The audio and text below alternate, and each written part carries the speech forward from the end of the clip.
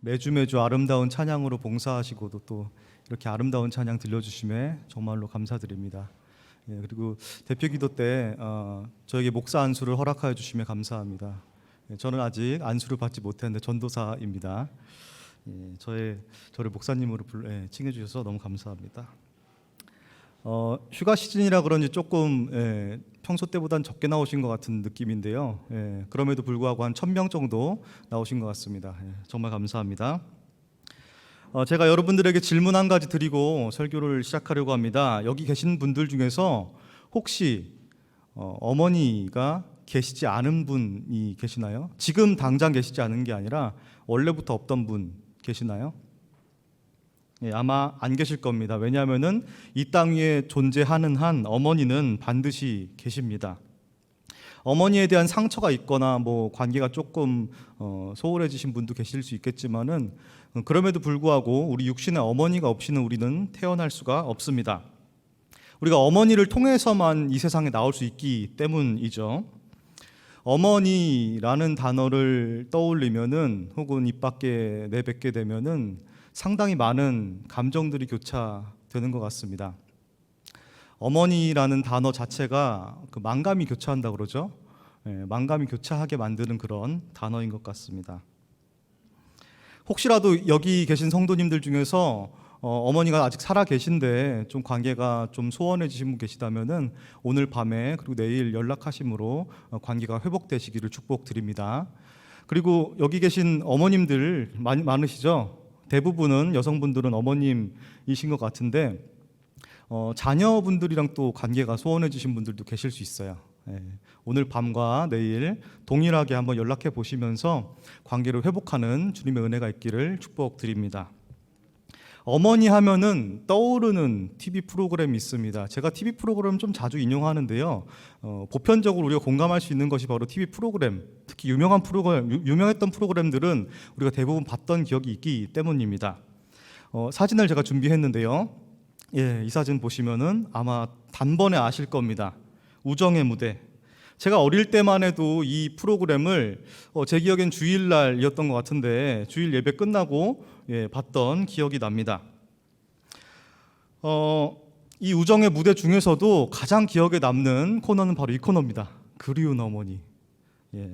엄마가 뚠뚠 보고플 때 뚠뚠 엄마 사진 꺼내놓고 엄마 얼굴 보고 나면 눈물이 납니다.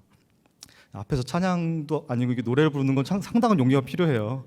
근데 자동적으로 이 노래가 머릿속에서 아마 재생이 되실 거예요. 보신 분들은 이 노래는 잊을 수 없는 노래인 것 같아요. 저 또한 마찬가지입니다.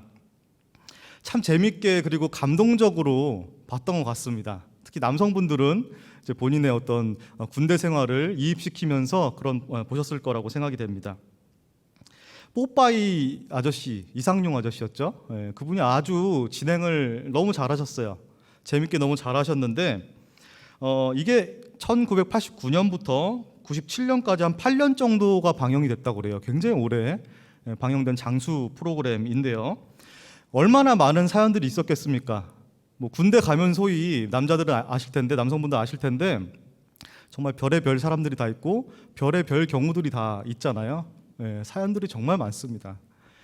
그 중에서 소위 요즘 말로 치면은 레전드 사연에 대해서 그 뽀빠이 아저씨께서 최근에 밝힌 제가 방송을 봤는데요. 그 사연 중에서 그 어머니를 어머니라고 부르지 않은 아들의 이야기가 있었습니다. 아버지가 새 장가를 드셨는데요. 새 장가를 든 아버지가 밉기도 하고 어머니와 어떤 서먹서먹한 관계 때문에 어머니를 한 번도 어머니라고 부르지 않았다라는 그런 사연이었습니다. 그 새어머니를 인정하지 않은 채 이 아들이 입대를 한 겁니다. 그 다음에 어머니라는 말을 너무나 듣고 싶고 그래도 내 아들인데 비록 내가 육신의 아들은 아니지만은 내가 마음으로 낳은 아들인데 한번 보고자 하는 그 마음에서 어머니가 우정의 무대에 출연하신 겁니다. 근데 그 아들이 어떻게 했을까요? 끝내 어머니라 부르지 않았을까요? 뽀빠이 아저씨가 누굽니까? 뽀빠이 아저씨는 결국 해내시더라고요. 예, 해내셨더라고요. 그 뽀빠이 아저씨가 굉장히 막 계속 어머니라고 불러보세요, 불러보세요, 불러보세요 이러니까 그 아들이 새어머니를 나지막히 어머니 이렇게 불렀답니다. 그리고 그 어머니, 새어머니지만은 눈시울이 붉어지면서 아주 펑펑 우셨다는 그런 사연이 있었습니다. 여러분, 시간이 거듭될수록 이 시대의 문명은 고도화되고 계속해서 기술이 발전됩니다. 속도는 계속 빨라지는 것 같아요. 뭔가 계속해서 나날이 거듭할수록 문명이 고도화되고 우리의 기술력은 높아지는데 꼭 기술력이 높아진다고 해서 우리의 행복도가 증가되고 우리의 만족이 커지는 것 같지는 않아요. 이상하게 우리의 생활은 굉장히 윤택해졌는데 우리의 삶의 행복, 우리의 어떤 영적인 풍족함은 덜 채워지는 그런 느낌이 있습니다. 왜 그럴까요? 소중한 것들을 자꾸 잃어가기 때문에 혹은 희미해지기 때문에 그렇지 않을까요? 우리에게 있어서 소중한 것들이 자꾸만 퇴색해져가는 그런 모습들을 볼 수가 있습니다. 특히나 정신적인 것들, 우리 기독교인들에게는 소위 말하는 영적인 것들이 자꾸만 가치가 없는 것으로 여겨지기 때문인 것 같습니다. 자꾸 변해가는 거죠. 물질적인 것들로 자꾸 채워집니다. 그리고 세상이 말합니다. 너희가 말하는 것들, 너희가 정신적이고 너희가 영적이라고 말하는 것들, 그 전통적인 것들은 이제는 무가치한 것들이야. 세상이 이렇게 자꾸 얘기를 합니다. 점점 더 그 말들이 강해지는 것 같아요. 이전 것들이 점점 무가치해져 가고 있는 그런 시대를 우리가 계속해서 살아가고 있습니다. 그런데 그런 시대에서도 우리 어머니라는 이 단어는 우리에게 따뜻함, 따스함, 그런 것들을 안겨주는 단어인 것 같습니다. 여러분, 인간은 어떤 동물보다도 더 의존적입니다. 인간은 굉장히 의존적이에요. 대부분의 동물들은 몇 년이 지나지 않아서 스스로 걸어 다니고 먹을 것을 먹습니다. 그런데 유독 인간은 계속해서 엄마의 품에 안겨 있어야 하고, 근 몇 년간, 좀 더 적고 많을 수는 있겠지만은 몇 년 정도는 어머니의 젖을 또 먹어야 되고 어머니에게 온전히 의지해서 살아갈 수밖에 없습니다. 굉장히 의존적인 존재인 거죠. 어머니께서는 그런 우리를 입혀주시고 낳으실제 괴로움을 다 이겨내십니다. 그리고 사랑으로 우리를 양육해 주십니다. 그게 바로 우리 어머니이시죠. 여러분, 우리 시대를 다시 한번 상고해 봤으면, 생각해 봤으면 좋겠습니다. 우리가 사는 시대는 과연 어떤 시대입니까? 아까 사연에서 제가 사연을 말씀드렸다시피 혹시 이 시대가 지금 어머니를 어머니라고 부르지 않는 시대는 아닙니까? 이 성경에는 수많은 비유로 하나님과 우리의 관계, 하나님과 교회의 관계들을 이야기를 하는데요. 가장 대표적으로는 여러 가지 있지만은 신랑 신부의 관계로 비유하곤 합니다. 다양한 구절에서 그렇게 비유를 하는데요. 그런 면에서 우리가 사는 이 시대는 지금 하나님과 가슴 아프게도 이혼하려는 시대입니다. 어머니를 어머니라 부르지 않을 뿐더러 하나님 아버지, 우리 아버지인 하나님 아버지를 아버지라고 부르지 않는 시대입니다. 여러분, 제가 다시 한번 여러분께 질문 드리겠습니다. 여러분의 신앙의 뿌리는 혹시 어디서 오셨나요? 여러분의 신앙의 시초는 어디서부터 출발이 되셨나요? 저는 오늘 여러분과 함께 육신의 어머니뿐만 아니라 영적 어머니에 대해서 이야기를 하고자 합니다. 우리에게 신앙을 전수해 주신 분들, 그리고 우리의 신앙이 시작된 그 출발점 말입니다. 성도 여러분, 우리가 어떤 교파죠? 아마도 아실 텐데 장로교입니다. 더 구체적으로 말씀드리자면은 대한예수교 장로회 통합 측입니다. 저희는 통합 측입니다. 물론 성도 여러분 아시다시피 교회의 머리는 예수 그리스도이십니다. 그리고 교회는 그분의 몸된 교회입니다. 성경이 증언하는 바이죠. 그런 의미에서 교단과 교파는 사실 큰 틀에선 무의미합니다. 그러나 우리가 어떤 곳에 소속되어 있고 어떤 뿌리를 가지고 있는지에 대해서 아는지 모르는지는 엄청난 차이가 있는 겁니다. 여러분, 장로교회의 시초는 누구였을까요? 제가 사진을 또 준비했습니다. 장깔뱅. 미국식으로 말하면 존 칼빈 뭐 이렇게도 얘기하는데 칼빈 이름 너무 칼빈 소총 같아서 제가 깔뱅이라고 이야기를 하겠습니다. 이 장깔뱅이라는 교부가 장로교의 뿌리가 된 개혁교회의 시초였습니다. 그리고 우리 장로교인들은 개혁교회 후손들입니다. 우리의 뿌리를 알자는 거죠. 깔뱅이 사실 우리의 어머니의 역할을 아주 오래전, 약 500년 전쯤에 했던 것입니다. 물론 깔뱅뿐만 아니라 그 당시에 종교개혁자들도 우리와 같은 성정을 가진 인간들이었기 때문에 여러 가지 크고 작은 실수들을 했을 수 있습니다. 그럴 수 있죠. 인간적인 흠결이 없진 않았을 것입니다. 그러나 우리의 뿌리는 분명히 장깔뱅이라는 교부에게서 비롯된 것입니다. 그분은 우리의 영적 스승이자 그 당시 영적 거인이었습니다. 시대상에 맞게 하나님께서 우리를 위하여서 보내주신 하나님의 사람이었습니다. 이 교부라는 단어를 영어로 하면은 Church Father라고 합니다. 제가 발음 좀 연습 좀 했는데요. Church Father, 교회의 아버지라는 의미겠죠. 영적 아버지라는 말입니다. 저는 이것을 교회의 아버지뿐만 아니라 어머니라고 오늘은 표현을 하고 싶습니다. 우리 장로교회 시초인 개혁교회를 낳았기 때문입니다. 여러분 혹시 전통적인 우리 장로교 교리에서 우리가 다니는 교회, 이런 교회를 무엇으로 비유하고 있는지 아시나요? 어머니라고 이야기를 합니다. 제가 괜히 어머니 얘기를 꺼낸 것이 아닙니다. 이 교리상 전통적으로 어머니라는 이 교리를 확실하게 정립한 분이 바로 교부셨던 장깔뱅이기도 했습니다. 그런 의미에서 우리가 돌이켜 봤을 때 우리는 교회가 없이는 태어날 수 없는 사람들입니다. 깔뱅은 기독교에 대해서 풀이하면서 설명한 책을 썼는데요. 그것이 바로 아주 유명한 기독교 강요라는 책입니다. 저 어릴 때 이 기독교 강요를 보고 기독교 왜 강요하냐, 왜 이렇게 기독교 강요하지? 이런 생각도 했었는데 그런 뜻이 아니라 강의하고 요약해서 풀어 설명한 것입니다. 그 사권을 깔뱅이 시작하면서 이렇게 시작을 합니다. 장 이름이 이거예요. 모든 경건한 자들의 어머니로서의 참된 교회를 이야기합니다. 이런 제목으로 기독교 요체를 설명하는데요. 그 이유는 예수 그리스도를 믿는 그리스도인들에게 교회가 바로 필연적이기 때문입니다. 교회는 그리스도인들에게 필요 있고 없고 그렇게 선택할 수 있는 그런 대상이 아닙니다. 물론 오늘날에 오면서 교회의 모델들, 그 양상들, 양태들이, 모습들이 다양해지긴 합니다.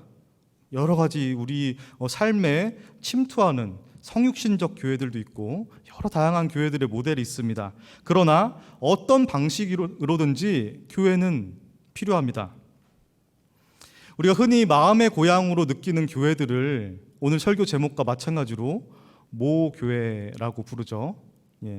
강북구 모모교회 이런 게 아니라 어머니 모자를 써서 모교회라고 부릅니다. 저 또한 모교회가 있습니다. 저를 넉넉하게 품어주고 뭔가 그 성탄절의 기분이라고 그럴까요? 혹시 아시나요? 성탄절에 보면은 교회 갔을 때 굉장히 뭔가 푸근하고 넉넉하고 추운데 포근한 마음이 있어요. 어릴 때 그랬어요, 저는. 너무 그런 포근함을 느끼곤 했습니다. 그런 감정이 모교회에는 듭니다. 사실 교회는 장소적인 공간이 아닙니다. 성경 말씀이 증언하듯이 두세 사람이 내 이름으로 모인 곳에는 나도 그들 중에 있느니라. 마태복음 18장 20절의 말씀인데요. 이 말씀이 실현되는 곳이 바로 교회입니다. 그런데 두세 사람 이상이 모이게 되면은 당연히 장소가 필요하기 때문에 건물도 필요하게 되고 이런 장소적인 교회가 탄생하게 되는 것입니다. 아버지가 어머니를 사랑하고 어머니가 아버지를 사랑하게 되면은 자연스럽게 아이가 생기는 것처럼 성도들이 잉태되는 겁니다. 새로운 생명이 잉태되는 거죠. 영적인 생명을 가지게 되는 것입니다. 이 모든 과정이 한 명의 그리스도인들이 탄생되는 신비로운 현상인 것이죠. 그러니까 여러분, 목사님이나 주변에 어떤 부장 선생님들이나 교육부서 권유를 받거나 혹은 교회 직분 같은 거 권유를 받게 되면은 거절하지 마세요. 그거 거룩한 부담감을 가지고 열심히 하셔야 되는 일들이지 결코 헛된 일들이 아닙니다. 아주 의미 있는 일들입니다. 말씀드렸던 장로교의 시초 깔뱅은 이렇게 얘기를 합니다. 어머니라는 호칭에서도 교회를 안다는 것이 우리에게 얼마나 유익하며 또한 얼마나 절실한 일인지 배워야 한다. 우리 어머니인 교회가 우리를 그 뱃속에서 잉태하고 낳고 모유로 우리를 양육하며 또한 마지막으로 우리가 육체를 벗고 천사들과 같이 되기까지 교회의 보살핌과 인도 아래 우리를 지키지 않는 한 우리가 생명 속으로 들어갈 다른 길은 없다. 여러분들께서는 굉장히 수준이 높으시기 때문에 제가 깔뱅의 원서를 직접 읽어드린 겁니다. 그런데 이 한 명의 성도가 탄생하는 순간이 늘 순탄하기만 할까요? 이 탄생이라는 것은 항상 해산의 고통이 있습니다. 아픔이 있고 고난이 있습니다. 고비들이 있습니다. 수많은 사람들의 기도와 노고가 수고가 필요합니다. 단지 그냥 혼자서 성도가 되는 경우는 없다고 볼 수가 있습니다.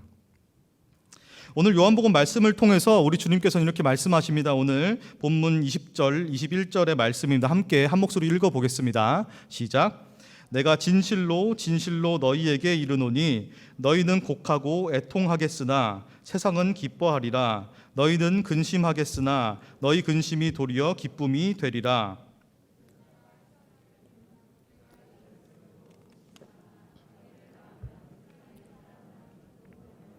그 고통을 다시 기억하지 아니하느니라. 아멘. 그러니까 이 말씀에 따르면은 해산은 항상 고통을 수반하게 됩니다. 그러나 해산이 끝나고 새 생명이 잉태가 되게 되면, 탄생이 되게 되면 그것은 이 세상에 말도 못할 기쁨이 되는 것입니다. 교회에 한번 대입해 보자면은 교회의 해산, 출산은 고통스러운 과정이지만은 그 과정을 통해서 세상에 기쁨이 되어야 한다는 것입니다.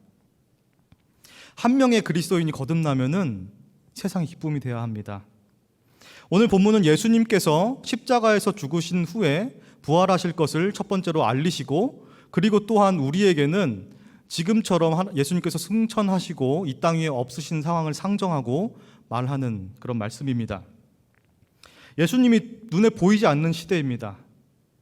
이 땅 위에서 때로는 그 보이지 않는 시대 속에서 우리가 무시당하고, 야, 너희가 믿는 것들은 거짓말이야, 그것들은 무가치한 것들이야, 이렇게 조롱받기도 합니다. 여기 어머님들 아까 계셨죠? 지금 많으신데 어머님들 그 해산의 고통을 아시나요? 아실 것 같습니다. 저는 모릅니다. 저는 지금도 모르고 앞으로도 아마 모를 것 같습니다. 제가 감히 사실 어떻게 말을 하겠습니까? 어설프게 일개 전도사가 어떻게 그것들을 알겠습니까? 정말로 어머님들을 존경하고 또한 축복합니다. 근데 그 해상의 고통이란 게 정말 말도 못할 고통이라고 저는 들었어요. 감히 제가 어떻게 말할 수 없을 정도로 고통이 되는 것인데, 우리 한 명의 그리스도인들이 나올 때도 그런 고통들이 수반되게 되는 것입니다. 그런데 그 고통 후에 그리스도인이 탄생된 다음에 세상에 기쁨이 되고 있나요? 오늘날 많은 부분에서 그리스도인의 탄생이 기쁨이 안 되고 있는 그런 아주 슬픈 상황입니다. 우리가 믿고 있는 것은 복음이죠. 복음은 기쁜 소식, 좋은 소식입니다. 그러니까 그리스도인들의 탄생 자체가 좋은 소식, 복음이 된다는 것입니다.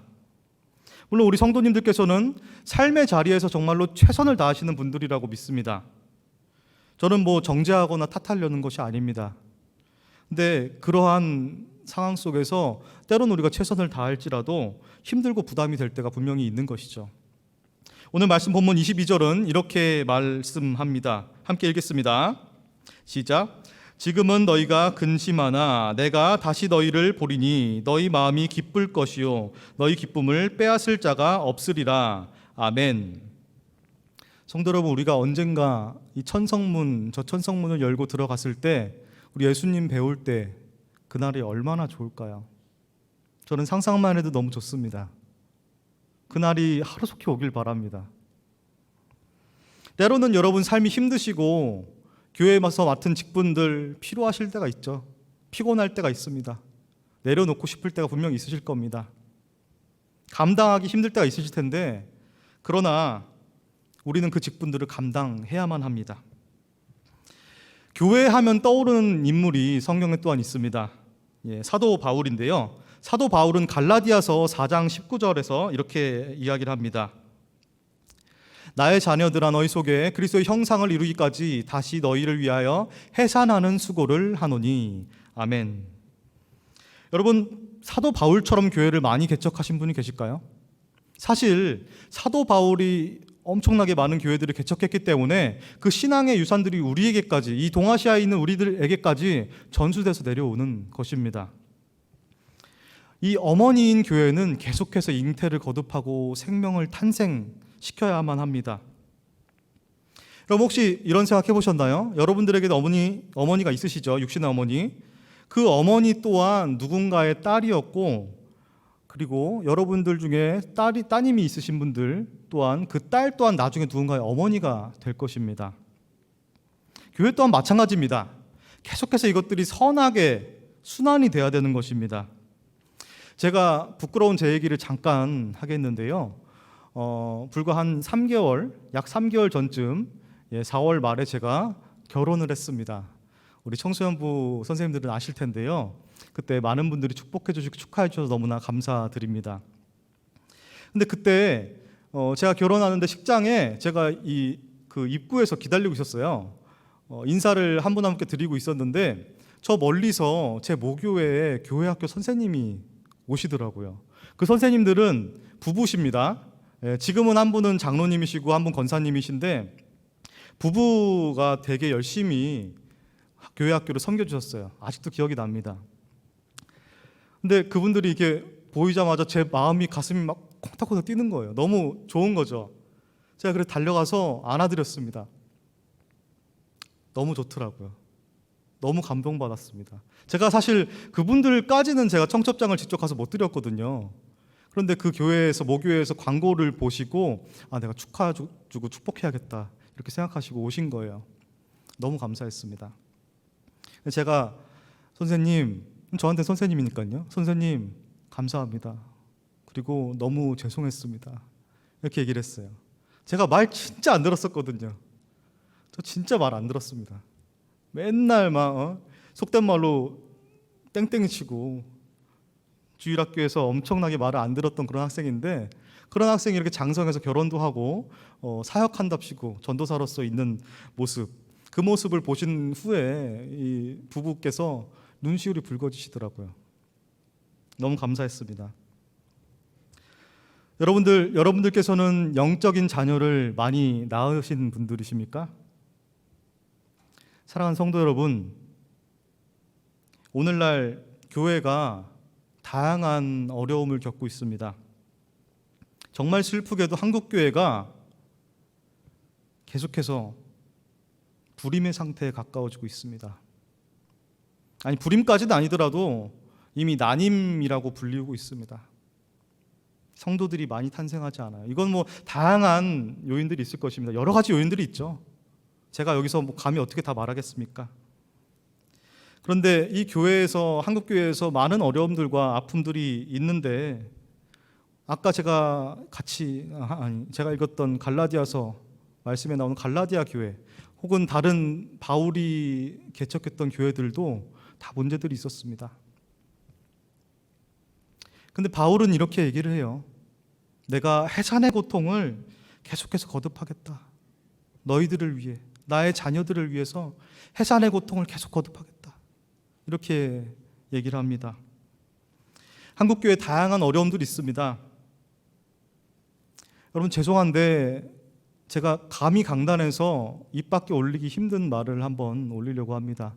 세상에서 교회를 두고 우리 기독교인들을 보고 뭐라고 칭하는지 들어보신 분 계실 겁니다. 죄송합니다. 개독이라고 부릅니다. 이 말 가슴 아픈 말입니다. 우리 기독교의 기독이 뭡니까? 그리스도라는 단어를 한자로 음역한 것이 기독입니다. 그러니까 세상 사람들이 개독이라고 부르면은 이건 그리스도라는 이름을 모독하는 겁니다. 우린 여기에 정말 가슴을 찢는 심정으로 회개하면서 나아가야 합니다. 어떻게 그 말을 듣고 가만히 있을 수가 있겠습니까? 여러분, 교회가 양적으로 팽창되고 많이 참 좋아졌습니다. 외형적으로는 참 좋아졌습니다. 근데 우리에게 부족한 것이 교회 안에 있는 어떤 경영학적 지식이나 세상의 어떤 프로그램을 본딴 것들입니까? 예전에 교회는 이런 거 없었어요. 그런 거 없었습니다. 그런데도 더 능력이 있고, 그래도 더 회복이 있고, 치유의 능력이 있었고, 영적인 능력들이 있었습니다. 그런데 오늘날은 그것들을 자꾸 상실해가고 있어요. 왜 그럴까요? 우리는 아버지 하나님에 대한 사랑을 회복해야 합니다. 가장 본질적인 문제는 바로 그거예요.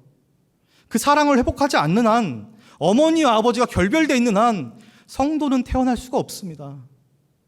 우리 마음속에 있는 잠들어 있는 사랑을 우리가 깨워야 합니다. 하나님을 더 뜨겁게 사랑하고 첫사랑을 회복해야 하는 것입니다.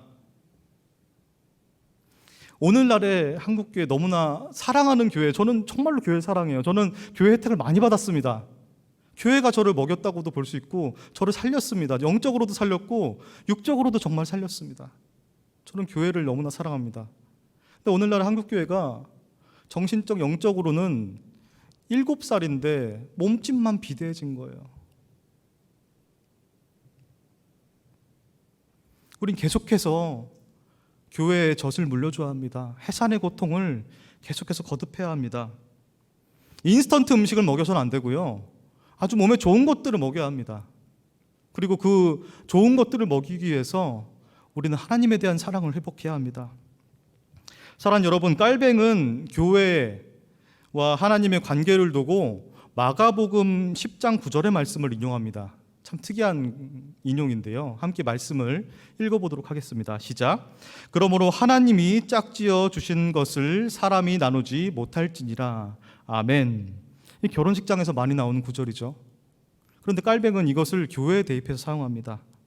하나님과 교회의 관계를 그 누구도 끊을 수 없다라고 말을 하는 것입니다. 성도 여러분, 여러분들이 감당하고 있는 직분들은 헛된 일들이 아닙니다. 선생님들, 교육부서 선생님들 헛된 일을 하시는 게 아닙니다. 아주 가치 있는 일을 하시는 겁니다. 때로는 삶의 고난이 찾아올 때 하나님께 서운할 수도 있어요. 왜 나는 이럴까? 원망하는 마음이 들 수도 있습니다. 그러나 우리는 계속해서 해산의 고통을 거듭 해야 됩니다. 그리고 그 고통을 통해서 생명이 잉태될 때 세상의 기쁨이 되도록 해야 합니다. 저는 우리 번동제일교회가 하나님께서 맡겨주신 소명을 넉넉히 감당하는 그런 교회가 되길 축복합니다. 때로는 힘들고 고난이 있을 겁니다. 분명히 있습니다. 하나님의 일에는 고난이 없을 수가 없습니다. 그러나 그런 것들 다 이겨내고 이 하나님과 이혼하려는 시대에 하나님과 함께 다시 사랑을 회복하시길 축복합니다. 그리고 그런 저와 여러분이 되기를 주님의 이름으로 축복합니다.